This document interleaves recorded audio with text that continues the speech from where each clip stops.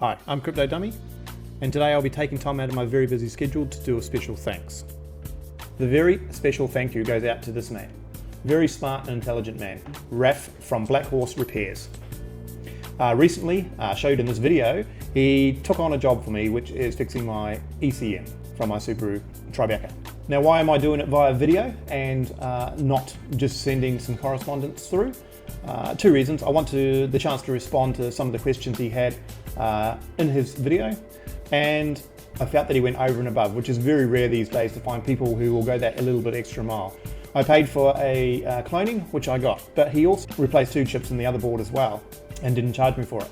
Now, I had thought about just sending some extra money through to him, but being Crypto Dummy and the state of the crypto market at the moment, everything keeps going down, so I have more money in crypto than I do spare cash.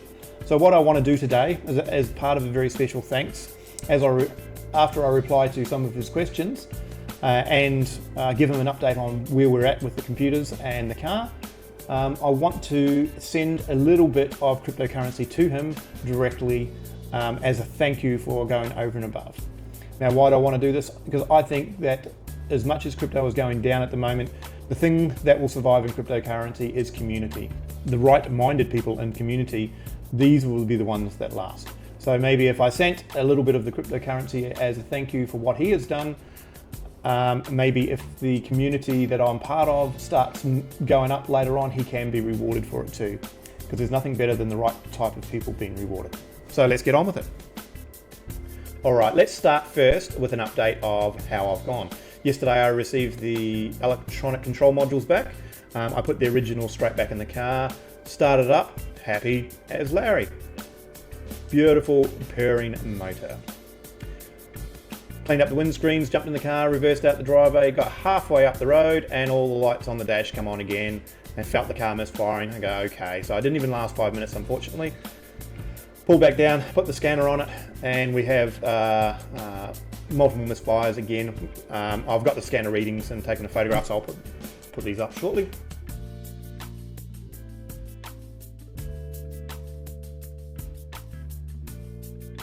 So on to the second cloned copy. Now I've got a feeling I may have stuffed this up myself. In a rush, I have disconnected the battery and I didn't give it real time to clear properly, put the electronic control module straight back in and instantaneous got all those codes back, even though I'd cleared them. So I will try and do this again later. I'm out of time today. I'll have another go tomorrow and try and clear it properly and see if it does it better. But my suspicion is that we have a wiring problem. So a big thanks to Raff for doing what he did, because this has now confirmed my suspicions. Either we have other problems with the car. Now, I just want to respond to a couple of things that we did. In his video, he says that I did multiple things to the car, which is true. So we actually pulled the motor, I sent it off, got new valves machined, the heads machined, new timing belts, everything all the way through, new head gaskets, and we replaced all the injectors, we replaced all the spark plugs and all the coils, a large number of the sensors as well. This is what made me think it was the computer. And it started off with a single misfire on one cylinder, P0301 or something I think it was. And we keep clearing it and we keep trying to play with those particular plugs and points and everything else like that, and only progress through to having multiple misfires on multiple different cylinders. So either it's definitely in the wiring or there's been a leak somewhere where it's shorting something out.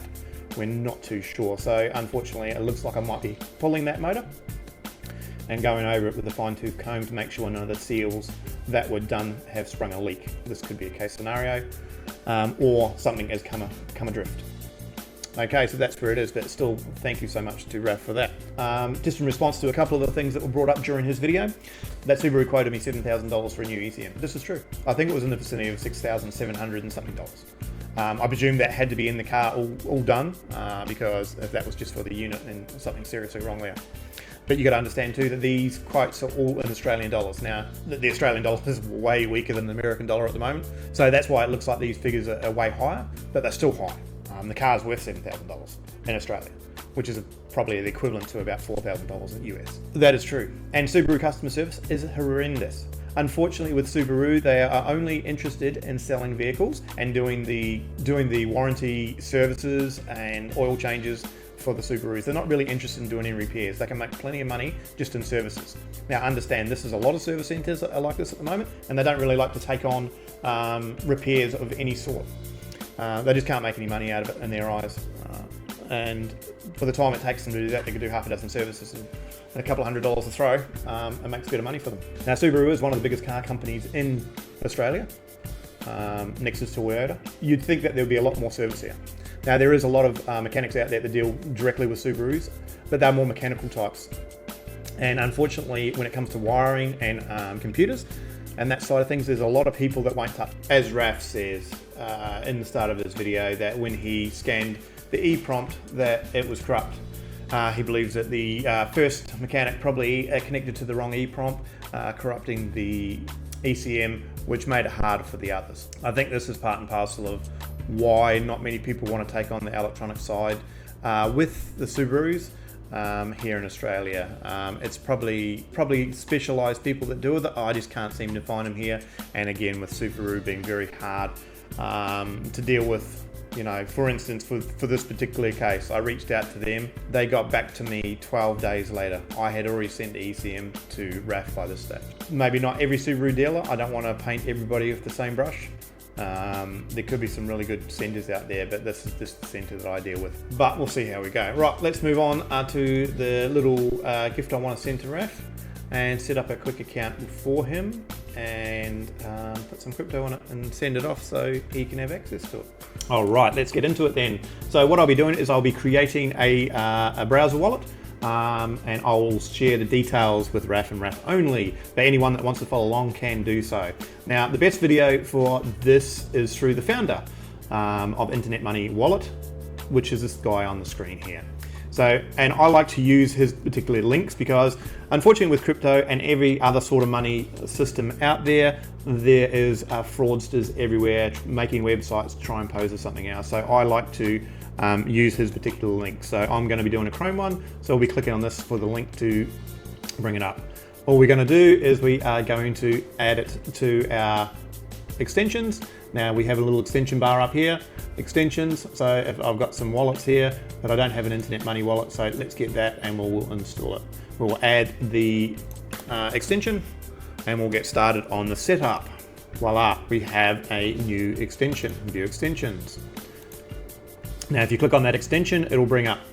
Now here's our options. So I'm gonna create a new wallet. So I will send the details to Raff. Now, when he does his side of things, he can download this onto an extension and he can then import a wallet. Once I give him the special keys, he will be able to input those special keys and the money and everything should appear in his account. Where if he creates it, he can then bring it over, but the easiest way is just to import wallet here. Okay, we're just going to acknowledge and we're going to create new. So this app is your wallet. With this wallet, you can create an account. The account stores information about and allows you to interact with cryptocurrency assets. It's kind of like a crypto bank account. In a couple of moments, you will generate a seed phrase. Understanding the seed phrase is one of the most important components of cryptocurrency journey. Your seed phrase is 20 words, sometimes 12, depending on what wallet you do. This one is 24-word seed phrase, unique to you. This 24 words are used to store and recover your cryptocurrency assets. So this is very important. You never ever let anybody see these. You write them down on a bit of paper, you don't store them on your computer, you do not hold them in the background because there's so many little bots out there tracking these things down to try and get access to them, because they get access to that, they get access to your money. When your seed phrase is generated, an account will also be generated. Your account, public address. Anyone can view these public addresses. It is completely safe. This is how people send you crypto assets. So you will see this in a minute once I get it all set up. So I'm probably going to pause now and set all this up, so I don't want to show you the seed phrases and everything else. Let's move on and generate our seed phrases. Okay, obviously you're going to set up your own passwords. Okay, so we have now created a wallet. I have stored the seed phrase so I can send it through to Raff. And I'll just implement a couple of little things. So At first, it will come on the network Pulse chain. The reason why I've used this wallet is this is the cryptocurrency that I'll be sending them. Is mostly from the Pulse chain community. I have my own coins on there. This is what I'm going to gift them. It's very hard to tell what cryptocurrency is going to do in the near future. No one really knows. Look, if we all had time machine, then we'd all be rich, wouldn't we? I thought as a special gift that what we will do is just I'll transfer some of this over so that he can have it, and it's up to him whether he wants to it's up to him whether he wants to withdraw that money out and keep it. He may not be into crypto. I can't speak for him. He may think this. He may not even respond to this whole video. I'm not too sure. We shall have to wait and see. But I do want to say thank you to him, and this is my way of saying thank you to him. So let's move on with it. So what we'll do is we'll go into the account, and we want to add a few different tokens here. Obviously the PLS is the main token. Just think of this as the one that you need first, because to do any transfers, you need to use it for the fees. So let's see if we can add some tokens. So tokens that we'll be adding is Pulse X, some Hex, and it's going to be hard to do the last one because of my tokens, and my tokens are a bit hard to find. So if you're ever looking for any of the addresses to download into the wallet, you can come to Pulse coin list, and it gives you a rundown of all the main tokens on the internet for the Pulse chain. Now, so all I'll do is I'll just type in my coin. Oh, there it goes there anyway, which is a Dummyverse token, DVT. And currently trading is very down at the moment now because how it works, for those who are not sure, because I have liquidity pair with PLS, which is the main token. Every time PLS goes down, my token goes down too, unfortunately. But however, I am trading slightly higher than PLS at the moment. However, let's move on. So if you come down, you'll get the contract address. This is the address that belongs to the token.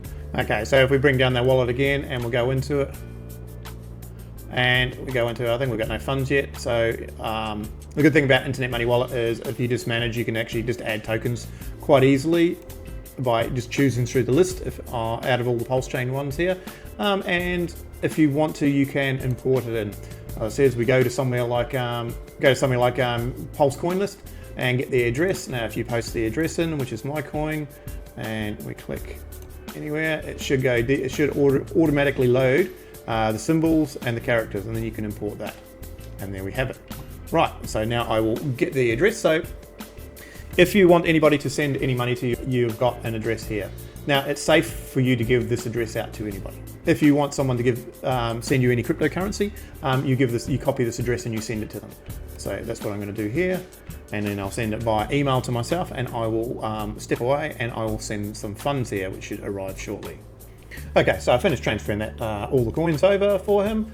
Now, as you can see, they show clearly there. I've given you a couple of million of the PLS, 2.5 million of the PLSX, 15,000 of the Hex, and 2 million of my own tokens. Well, for a grand total of 127,000. Now that's all $127. So of course, this is going to continue to change and go up and down with the charts. You can follow the charts by going to the Pulse coin list. If you want to, and there's plenty of apps if you anyone wants to follow along and become part of the community. Now, why am I doing it this way rather than getting them to set up an account? Well, there's no guarantees that Raff will want to set up an account or want to accept any of this. So I've done it this way, so if it becomes null and void, then I still have access to the money. I'm not going to throw it away completely.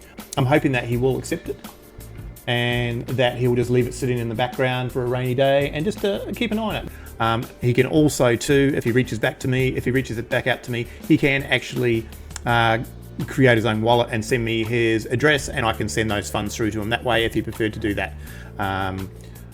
Just not sure where he stands. I thought I'd do it this way and show you what's in there, and he'll get everything that's in that account if he wants to download it the way that I'm setting up. So just in finishing, a big thank you to Raff at Black Horse Repairs. I do appreciate it. I do appreciate the fact that you went over and above what you needed to do and gave us plenty of information to go on with the car. I will try to add any updates or send you any updates if I find out exactly what's wrong with the car. I'm hoping that you will accept my gift of the cryptocurrency. Although cryptocurrency is in a bad state at the moment and is going down, I still believe in it. But I think communities are a big thing, and Pulse Chain is a good community. So just tuck it away in the background and think about it, and don't think about it. And one day it might be worth 10 times, 100 times the amount that it is today. And that'll be the biggest thank you I can give you.